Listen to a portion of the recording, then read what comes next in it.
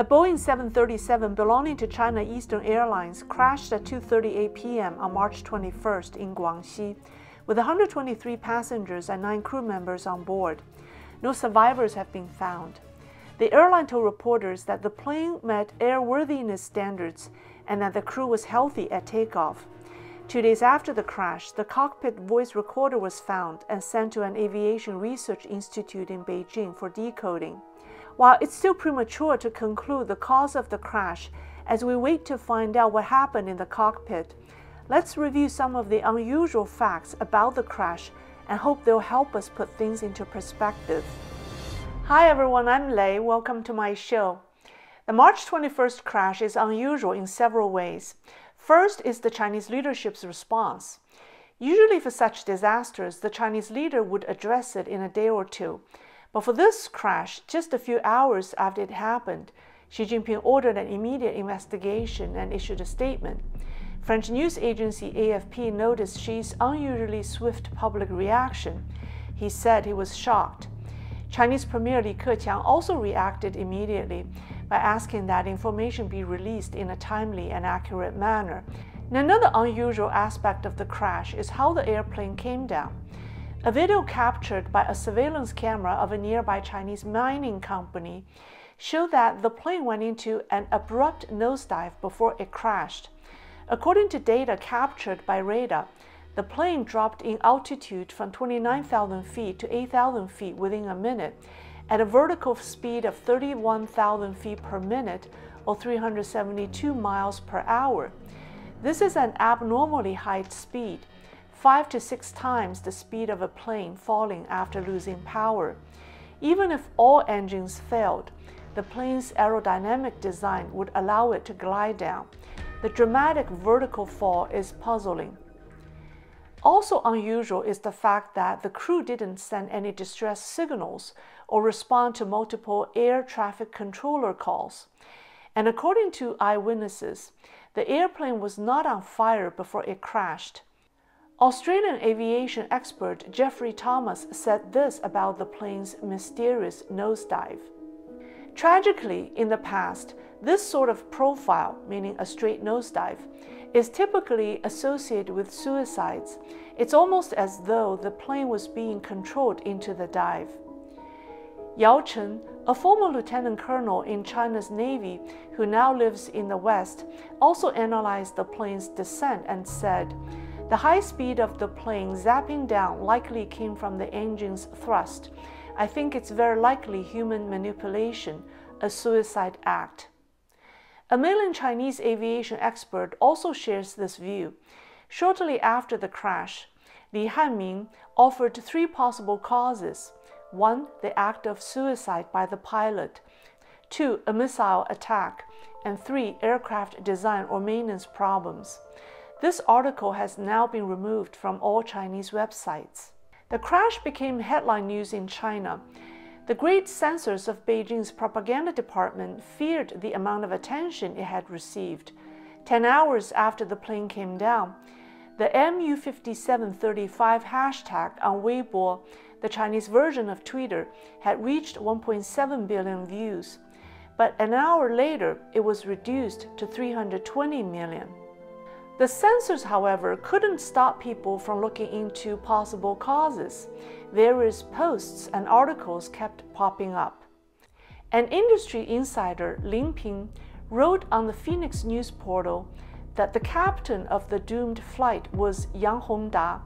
Yang's father was a pilot who had worked for the same airline. Lin said that Captain Yang had moved up the ranks smoothly and was a low-key person. He also said that the co-pilot was Zhang Zhenping, a 5-star veteran with over 40 years of experience who had flown many different planes and trained many pilots in the industry. Some netizens also dug up a court verdict dated May 17, 2021. A man who has the same name as the captain, Yang Hongda, was ordered to pay a debt of 130,000 yuan.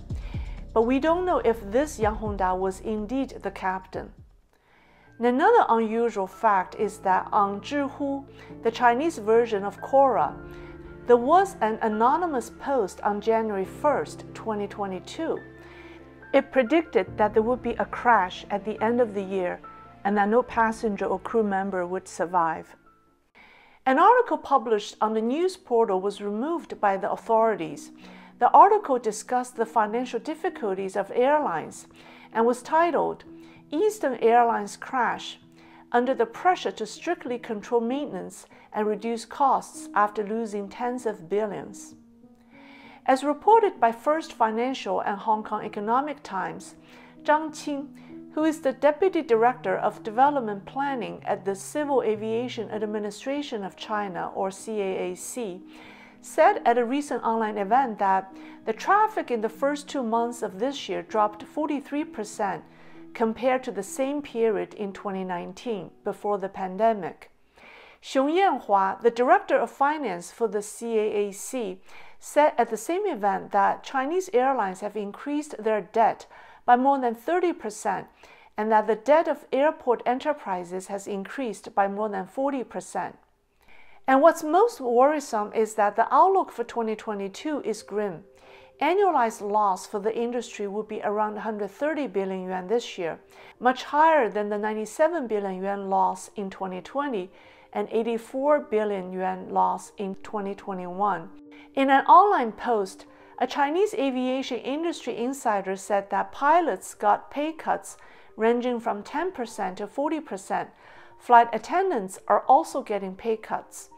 Pilots are asked to take flexible employment. Instability has killed morale, and the dramatic staff turnover is hazardous to an industry that thrives on safety measures. From January 24th to March 1st, within 5 weeks, Chinese airlines had 5 safety-related incidents. On January 24th, at Qingdao International Airport, a Qingdao Airlines airplane crushed a ground staff member and killed him while the airplane was being towed. On January 30th, a Xiangpeng Airlines plane could not retract the landing gear after taking off from Kunming and had to return to the airport. The cause? A landing gear safety pin was not removed before takeoff per standard safety procedure. On February 9th, an Eastern Airlines plane landed outside the runway at Yulin Airport in Shanxi, causing part of the plane to be damaged. On February 19th, a Junyao Airlines aircraft began to descend abnormally after taking off from Shanghai.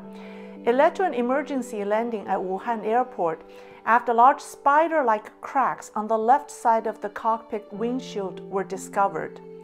On March 1st, Jiuyuan Airlines flight AQ1305 had an emergency landing. The airline said there was a fire in the plane's cargo area. Evacuated passengers reported that the plane's left wing was damaged.